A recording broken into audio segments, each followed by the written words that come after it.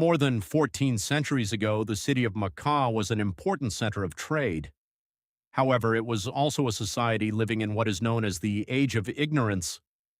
Idol worship was widespread, tribal conflicts were common, and justice and mercy were often neglected, although many Arabs were also known for noble qualities such as generosity and courage. In this society, Muhammad ibn Abdullah, peace be upon him, was born into the noble tribe of Quraysh from the clan of Banu Hashim. He was born in the year of the elephant, the same year Abraha attempted to destroy the Kaaba, but Allah protected his sacred house. His father, Abdullah, passed away before he was born, leaving him an orphan.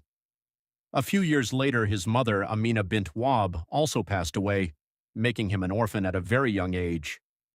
His grandfather, Abdul Muttalib, cared for him with great love until his death. After that, his uncle Abu Talib took him into his home, protecting and supporting him throughout his life. From his early childhood, Muhammad, peace be upon him, was known for his honesty and trustworthiness. Even before receiving revelation, the people of Makkah called him As-Sadiq Al-Amin, the truthful and the trustworthy. They trusted him with their wealth and valuables because of his exceptional character.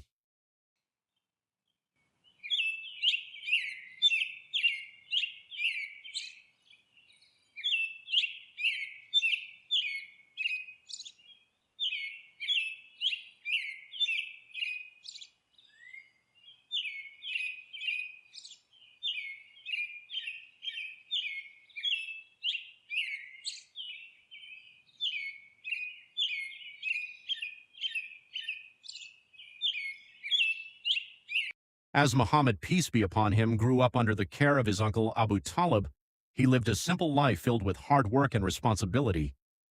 From an early age, he earned his living by herding sheep, a profession that many prophets practiced before receiving their mission. Later in life, the prophet, peace be upon him, said, "Allah did not send any prophet except that he herded sheep."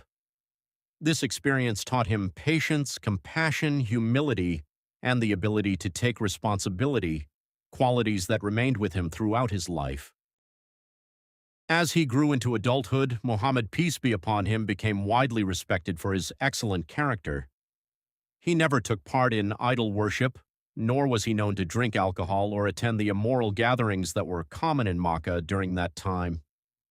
Instead, he remained honest, trustworthy, and honorable, earning the title As-Sadiq Al-Amin, the truthful and the trustworthy. When he became a young man, he joined trading caravans with his uncle and later traveled to the region of Syria on business. His honesty and fairness in trade impressed everyone who dealt with him, and his reputation continued to grow throughout Makkah. During this period, there was a noble and respected businesswoman named Khadijah bint Khuwaylid, may Allah be pleased with her. She was one of the most successful merchants in Makkah and often hired trustworthy men to manage her trade. After hearing about Muhammad's, peace be upon him, honesty and integrity, she asked him to lead one of her trading journeys to Syria. He accepted the responsibility and conducted the business with complete honesty and professionalism. The journey was successful, bringing excellent profits, and those who accompanied him praised his noble character and fair dealings. Deeply impressed by his integrity and exceptional manners, Khadijah, may Allah be pleased with her, proposed marriage to him. Muhammad, peace be upon him, accepted, and they married when he was 25 years old. Their marriage was built on love, trust, and mutual respect. Khadijah became his greatest supporter, standing by his side through every challenge. Years later, when the first revelation came from Allah, she would become the very first person to believe in his prophethood and support him with unwavering faith.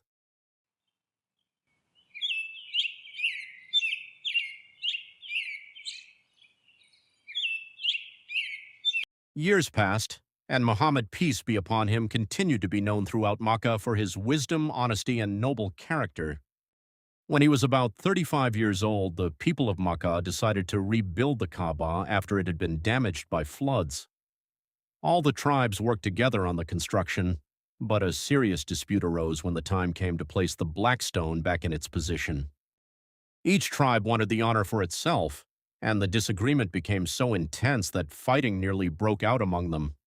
The leaders of Makkah agreed that the next person to enter the sacred mosque would judge the matter. By the will of Allah, the first person to enter was Muhammad, peace be upon him. When they saw him, they said, "The trustworthy one has come. We are pleased with his judgment."